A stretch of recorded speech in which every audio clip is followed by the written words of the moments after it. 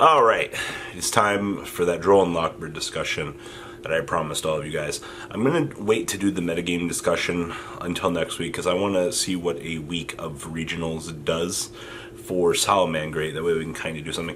That doesn't mean we're not going to talk about some loose things in this format because there are a lot of interesting things to kind of take note of, and one of those is, well, our friend Droll Lockbird. So let's dig on into a very drolly discussion, shall we?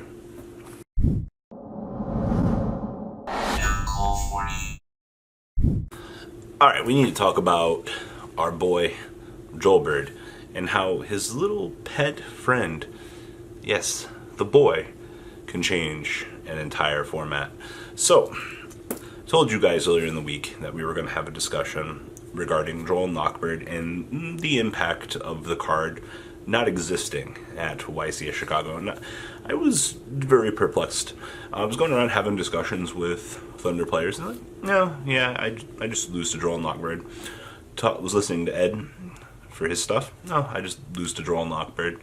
Listen to some more Danger players. Oh, I just lose to Droll Lockbird.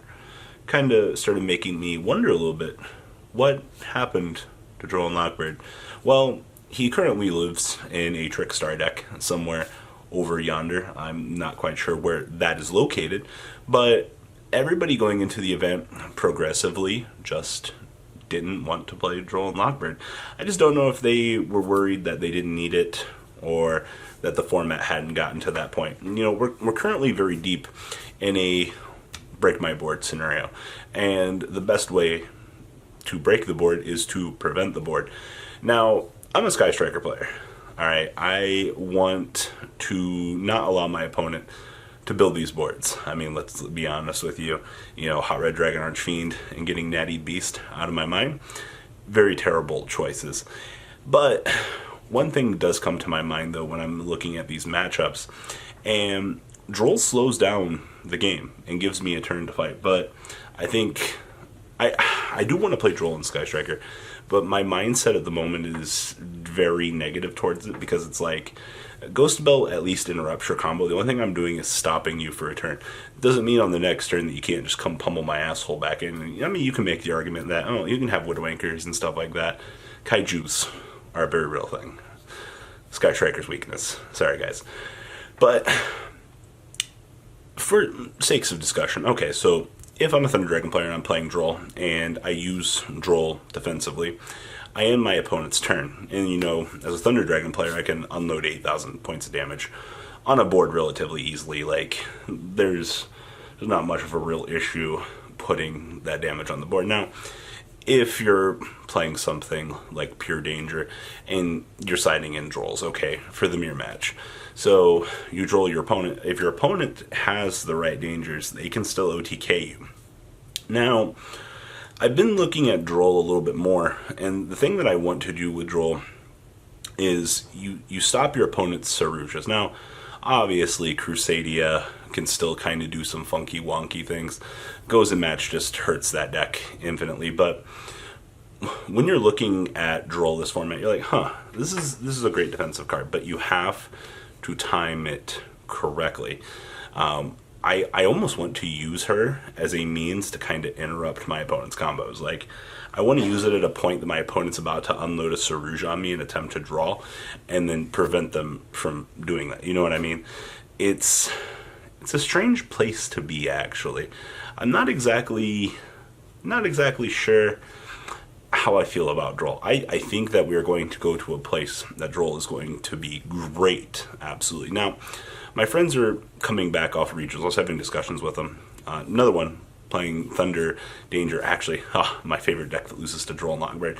He was joking. He's like, man, I can't wait to go 8 rounds at a regional and just lose to Droll all day. Alright, that's the amount of anticipation that we're going here. But with the way that this format has gone, you know, you're using Droll as a means to stop the format. Now in Sky Striker, if you're playing it, you need to have another card, and this is kind of where I was looking at, like, the floodgate mentality. There can only be one. Fanamaze. Fanamaze in general with Droll and Lockbird. If you can stick the Fanamaze first and then Droll on the follow-up, I mean, you've at least got a floating monster. You've sculpted your hand. Like, it's pretty good. let's see here. What else is Droll's main purpose in life as a follow-up? Goes in rivalry. Summon limit, actually. I was really looking at summon limit as a option to kind of double with the bird. Because, you have to stop your opponent from actually progressing their game state. Because literally once you stop them, they're like, oh, I can't do anything. I mean, I guess they can commit to a board and just kind of not care. But in that situation, it's like, everything's just kind of out in the open. Sure, you stop them from gaining 8 cards, but you need to have something to stop that. In Sky Striker's case, if I draw and they still end on Beast, I have to get to Prankatops Impermanence, to at least have a chance of playing the game. Which, is hard. But, Droll in every other situation seems good. Well, except against Altergeist. Droll against Altergeist is pretty trash. I'm just saying. But with the format, with Altergeist slimming down, I would almost give it consideration for the mainer side. Now, somebody was asking me, hey, Robbie, you promised a Droll video. Yes, I did. What are ratios for Droll? Okay, so 0 Droll Lockbirds means that you don't believe in the power of the bird. If you're playing 1 of the bird, I'm not exactly sure what you're doing. 2 in the side because you just didn't have room for 3. That's my logic on that. Or you're siding 3. If you were to ask me if you think that you should main Droll Lockbird at this point, I would almost consider it because we're in such a wacky format right now. I like that word, wacky. Best, because you have Danger fighting around at the top combined with engines. So you've got Danger the deck, sure. Okay, so we got Danger the deck doing whatever it wants to do. You've got, oh man, what else do we actually have in the format right now? Luna Lights, cool, we stop that. Thunder Dragons, we stop that. Altergeist, we don't really stop that. Guru Control, we might stop a search or 2. Trickstars, hate losing to Droll Lockbird. It hurts Sky Strikers, contrary to popular belief. You can stunt an entire Sky Striker player's turn. So if 2 of my matchups are kind of just out there, okay, cool. Droll Lockbird does fundamentally what it needs to do. Now, if you're a Trickstar player, you've already got Droll built into your main deck because, well, Droll Reincarnation is a very cool thing. So, here's my TLDR. I think, in the long run, Droll is a fantastic card this format. I think we're going to evolve into a Droll format because of how high our ceiling has gotten. Now, Droll does stop Guard Dragon Crusadia, and that's another thing I wanted to talk about here. Guard Dragon Crusadia as a deck, for what it has the highest ceiling. If depending on what board you're playing, I think you can end on Hot Red Dragon, Natty Beast, with Saruja, with Waterfront, and Gamma Seal. Alright. I needed water for that. That's, 4 negates? Yeah. Oh, excuse me, infinite negates for this, and then 3 other negates. What a time to be alive. Alright, let that sink in. Droll Lockbird stops all of that. You don't have to worry about any of that. But, so does Sphere Mode, because you just go, I think you leave your opponent with what? The Saruja. Yeah, you just leave your opponent with the Saruja. Or the Beast. It just depends. I think we're getting to the point where I want to start main deck or side Sphere Mode again. Ugh. That's a strange one.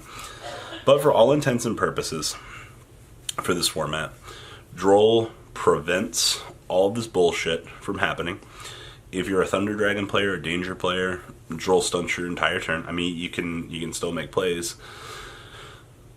They're not great by any stretch of the imagination, but at least you can still play the game.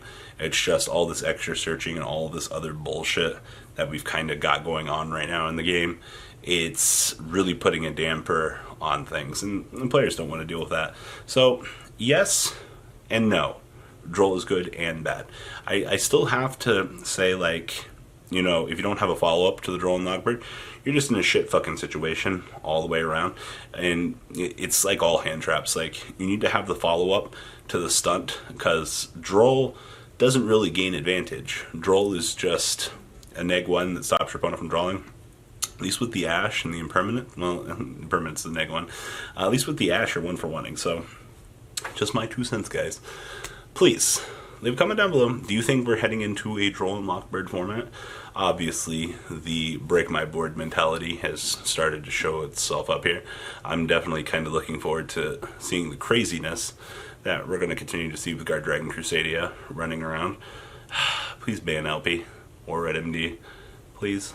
I really want to play Walk Kinetic Puppeteer just so I can move the monster back into the same zone and just watch my opponent cry because they're trying to move Alpi. Good times. Alright guys, I'm out. Peace. The ride never, well, truly ends.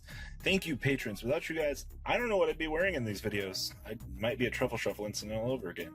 Guys, please also check out Vanquil40 for some awesome Vanguard content. Some other interesting stuff you might find up here on the left or in the description as well. Thanks for watching.